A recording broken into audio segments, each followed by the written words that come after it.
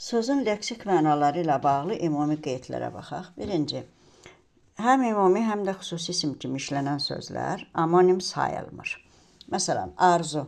Arzu istək mənasında ümumi isimdir, kiçik hərflə yazılır. Arzu qız adı mənasında xüsusi isimdir, böyük hərflə yazılır. Burada artıq yazılış fərqli olduğuna görə artıq anonim sayılmayacaq.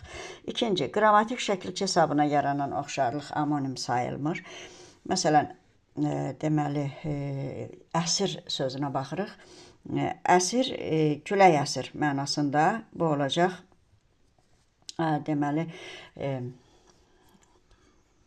nə edir? İr qrammatik şəkilçi sözün başlanğıc forması və kökü əs olacaq. Amma o əsir düşdü cümləsindəki əsir isə bütöv sözdür. Deməli, bunların başlanğıc formaları biri əs, biri əsir. Tamam fərqli sözlər olduğuna görə artıq anonim sayılmayacaqlar. Üçüncü, vurğuya görə fərqlənən sözlər. Vurğuya görə fərqlənən sözlər tələffüz fərqi yaradır, yəni deyiliş fərqlənir. Məsələn, əkin sözü əkin sözü ilə vurğu fərqi yaradır. Əkin nə?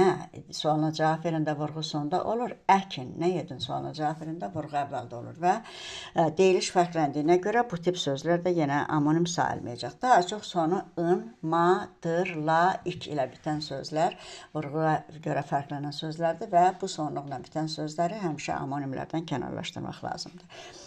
Və dördüncü, paronimlər. Paronimlər bir hərfə və yaxud səsə görə fərqlənən sözlərdir.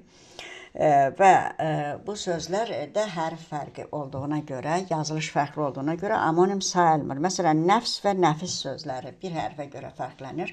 Nəfs tamah, nəfis isə zərif incə deməkdir. Yəni, məna fərqli olsa da yazılışda bir hərf fərqi var deyə artıq onları anonim saymayacaq. Deməli, anonim götürüləcək hər bir sözdə iki şərt mütləq ödənməlidir. Yazılış və deyiliş eyni olmalıdır. Eyni zamanda başlanğıc forma, yazılış, deyiliş, başlanğıc forma eyni olmalıdır.